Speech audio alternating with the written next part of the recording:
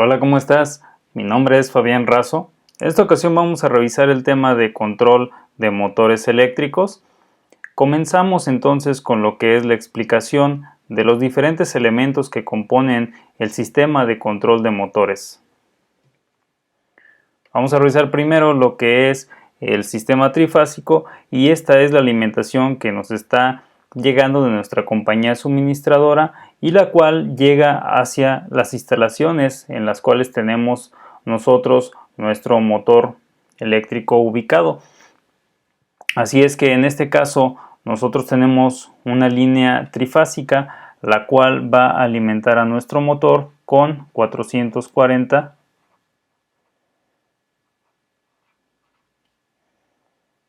Cada una de las fases que tenemos nosotros en nuestra instalación pues lleva una correspondiente alimentación que a tierra serían 440 volts entre raíz de 3, es decir 440 volts entre 1.73, y esa sería la energía que nosotros tenemos desde la línea a tierra.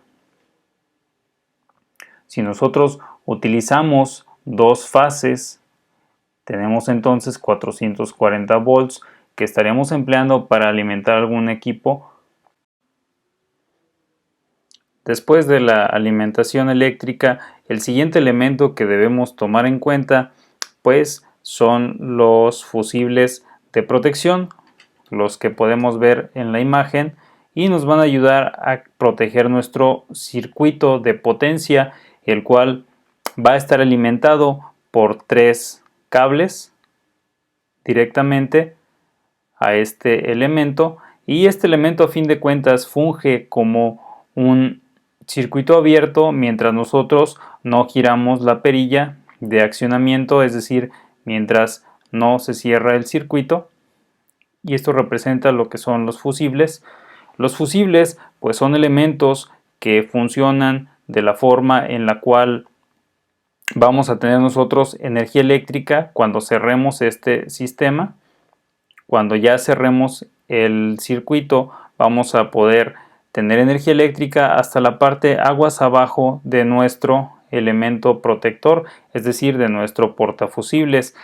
Los fusibles pues son elementos que pueden permitir que la corriente eléctrica pase a través de ellos mientras esta corriente eléctrica sea de un cierto valor. Si nuestro sistema está alimentado por 10 amperes, eso quiere decir que va a seguir esa misma energía de 10 amperes fluyendo a través de este elemento de protección hasta que, por ejemplo, tengamos un cortocircuito que nos demande 500 amperes, por decir algún número, y entonces la curva de nuestro fusible pues va a llegar a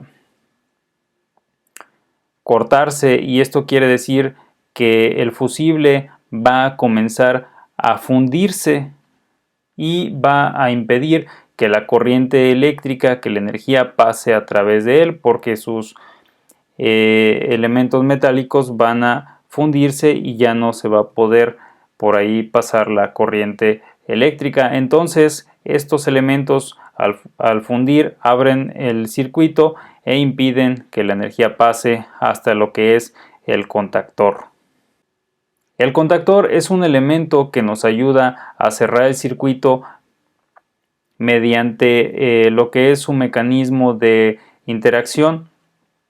Es simplemente un sistema electromecánico, se le llama así, porque requiere de una alimentación de control que generalmente es de 110 volts, la cual viene de, por ejemplo, un transformador o una fuente de alimentación de 110 volts, la cual cuando alimenta a lo que es la bobina, esta bobina es un elemento que, si nosotros podemos verlo, pues va a ser nada más cable eléctrico enrollado, y este tiene en el centro una pieza metálica que nosotros así podemos saber que cuando este elemento es alimentado por lo que podemos llamar nosotros la fuente de energía o este transformador, pues vamos a tener nosotros que esta bobina va a comportarse ejerciendo una fuerza magnética a través de los contactos. Nosotros podemos representar este elemento como unos contactos abiertos. Tenemos contactos móviles y contactos fijos. Los contactos móviles pues se mantienen en una posición mientras no se realiza la energización de la bobina. Cuando nosotros energizamos la bobina, los contactos móviles sienten una energía magnética que los obliga a cerrarse, que los obliga a moverse, y esto hace que el contactor se cierre y que se produzca el movimiento de electrones de la parte de aguas arriba a la parte de aguas abajo. Este sistema, pues cuando nosotros dejamos de alimentar la bobina, se corta el flujo de energía magnética y a través de eso pues existe un resorte que hace que los contactos móviles vuelvan otra vez a su posición y el contactor se mantenga abierto mientras no se energice la bobina.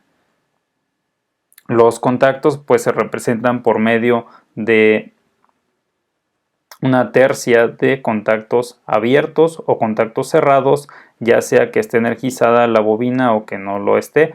Por lo regular y en posición inicial, los tres contactos principales se mantienen abiertos. Aquí podemos ver también lo que es un contacto auxiliar. Este contacto auxiliar nos sirve para que nosotros podamos llevar una señal ya sea de 110 volts o de 24 volts hacia otro lugar. Es decir, si nosotros llegamos aquí con 110 volts y este contactor está abierto, cuando cierra el contactor, cuando se cierran los contactos de este elemento, pues se produce también el movimiento mecánico interno de este contacto pequeño, de este contacto auxiliar, y se cierra o se abre dependiendo si es normalmente abierto o normalmente cerrado. Si es normalmente abierto, cuando estos tres cierran, el contacto auxiliar también cierra. Es un contacto que maneja energía más pequeña y permite que pasen los 110 volts o la corriente que va por aquí y llegue hacia otra parte del circuito eléctrico.